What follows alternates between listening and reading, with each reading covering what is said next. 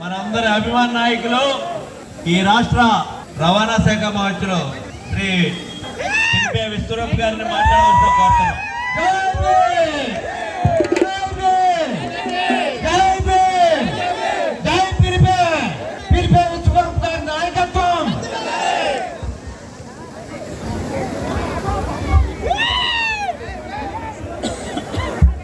సభాధ్యక్షులు, మీ అభిమాన నాయకులు, నాకు అత్యంత సన్నిహితులు, నా సోదర సమానులు తోట త్రిమూర్తులు గారికి, వేదిక మీద ఉన్నటువంటి గౌరవ పార్లమెంట్ సభ్యులు, అదేవిధంగా నా సోదరుడు జూపూడి ప్రభాకర్ గారికి, గౌరవ శాసన మండలి సభ్యులకు, వేదిక మీద ఉన్న ఇతర పుర ప్రముఖులకు, వేదిక ముందు ఉన్నటువంటి నా సోదర సోదరిమణులందరూ కూడా నా హృదయపూర్వక జైభీములు తెలియజేసుకుంటున్నాను.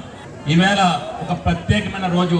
ఈవేళ సుదినం, భారత రాజ్యాంగం అమలులోకి వచ్చిన రోజు, రిపబ్లిక్ డే రోజు.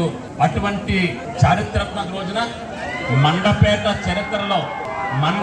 చరిత్రలో గత 75 సంవత్సరాల చరిత్రలో ఎప్పుడూ లేని విధంగా డాక్టర్ బాబాసాహెబ్ అంబేద్కర్, అదేవిధంగా బాబు జగజ్జీవన్ రామ్ యొక్క కాంస్య విగ్రహాలని మండపేట నడి రోడ్లు ఏర్పాటు చేసి ఇక్కడ మమ్మల్ని ఆహ్వానించి మీ అందరి సమక్షంలో ఇంత ఘనంగా ప్రారంభోత్సవం చేసినటువంటి నా సోదరుడు త్రిమూర్తులు గారికి నా యొక్క ప్రత్యేక అభినందన తెలియజేసుకున్నాను. నవభారత రాజ్యాంగ నిర్మాత, స్త్రీ దాస్య విమోచకుడు, భారత రత్న డాక్టర్ బాబాసాహెబ్ అంబేద్కర్ యొక్క కాంస్య విగ్రహాన్ని ఇక్కడ ఏర్పడేసుకున్నారు. డాక్టర్ బాబాసాహెబ్ అంబేద్కర్ గురించి అనేక అంశాలు అనేక మంది వక్తలు ఇక్కడ చెప్పారు.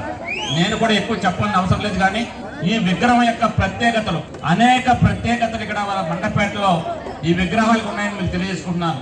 అదేంటంటే కోనసీమ చరిత్ర అంటేనే డాక్టర్ బాబాసాహెబ్ అంబేద్కర్ యొక్క ఆశయాలకి పెట్టింది పేరుగా తెలిసినప్పటికీ ఈ రోజు మండపేట నడిబొడ్డు మీద ఉన్నటువంటి 2 కాంస్య విగ్రహాలు కోనసీమ చరిత్రలో ఉన్నటువంటి ఏకైక 2 విగ్రహాలను మీకు అందరూ తెలియజేసుకున్నాను. అనేక విగ్రహాలు ఉండొచ్చు, ఒక దగ్గర డాక్టర్ బాబాసాహెబ్ అంబేద్కర్ ఉండొచ్చు, ఒక దగ్గర డాక్టర్ బాబాసాహెబ్ జగజ్జీవన్ రామ్ ఉండొచ్చు, కానీ 2 కాంస్య విగ్రహాలు ఒకే చోట ఉన్నాయంటే ఇవాళ కోనసీమ చరిత్రలో తెలియజేసుకుంటున్నాను.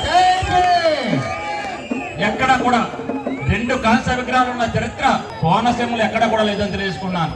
ఒక విధంగా ఇది చాలా సిగ్గుచేటు. ఈవేళ మనకు ఒక స్ఫూర్తినిచ్చాడు తోట త్రిమూర్తులు గారు. ఇది ఒక చరిత్ర. కోనసీమ చరిత్రలో ఒక దళితేతర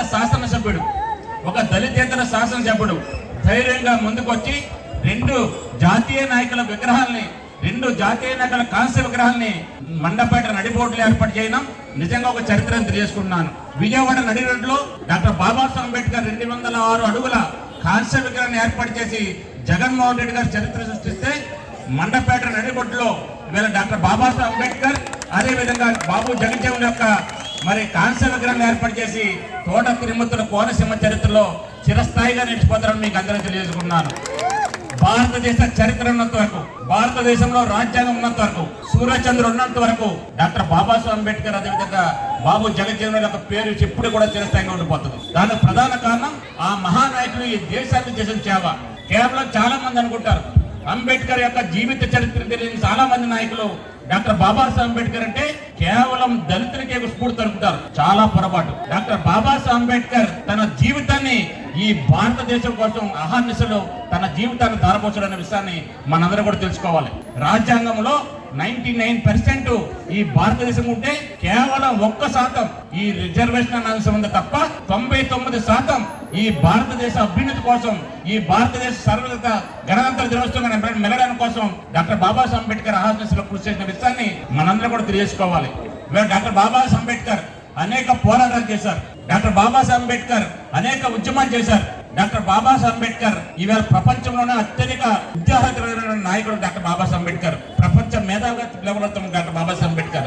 అటువంటి డాక్టర్ బాబాసాహెబ్ అంబేద్కర్ యొక్క నిలువెత్తు విగ్రహాన్ని, అదే విధంగా రాజ్యాంగంలో డాక్టర్ బాబాసాహెబ్ అంబేద్కర్ కూడా చెప్తాడు, రాజ్యాంగం ఎంత గొప్పదైనప్పుడు కూడా, రాజ్యాంగం ఎంత పవిత్రమైనప్పుడు కూడా అమలు పరిచే నాయకుడిలో చిత్తశుద్ధి లేకపోతే ఆ రాజ్యాంగం నిరుపయోగం ఉంటుందని చెప్పాడు.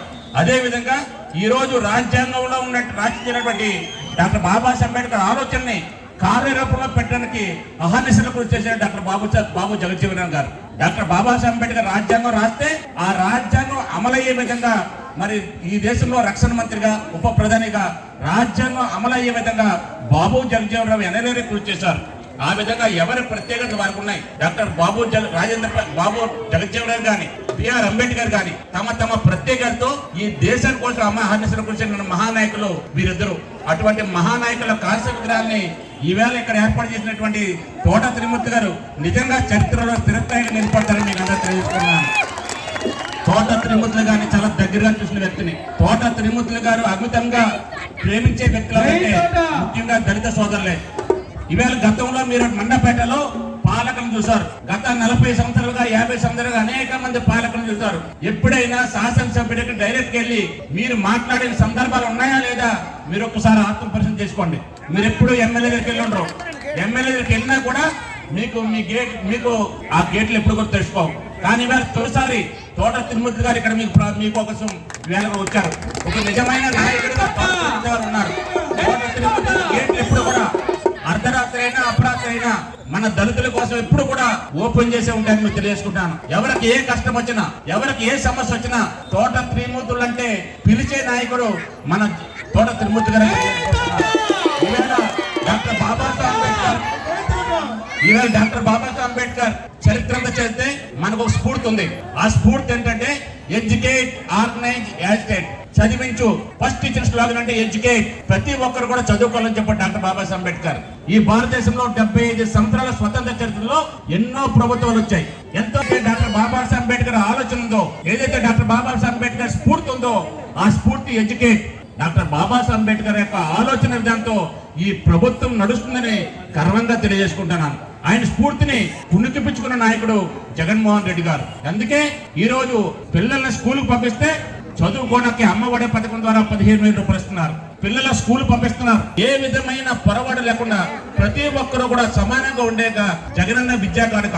10th పాస్ అయిన తర్వాత ఐటీఐ చదువుతుంటే 10,000 రూపాయలు, పాలిటెక్నిక్ చదువుకుంటే 15,000 రూపాయలు, డిగ్రీ ఆపై చదువుకుంటే 20,000 రూపాయలు. ఆ విధంగా అన్ని విధాలా చదువుకునే విధంగా ఈ రోజు జగన్మోహన్ రెడ్డి గారు మనకు అవకాశం ఇచ్చారు. ఇది అంబేద్కర్ స్ఫూర్తి కాదని అడుగుతున్నాను. ఇదే అసలు సుశల అంబేద్కర్ స్ఫూర్తిని మీకు తెలియజేసుకుంటున్నాను. అంబేద్కర్ గారు ఆ ఫీజు రింబర్స్మెంట్ ని ఏ విధంగా తొంగలో తక్కువ మనందరం చూసాం.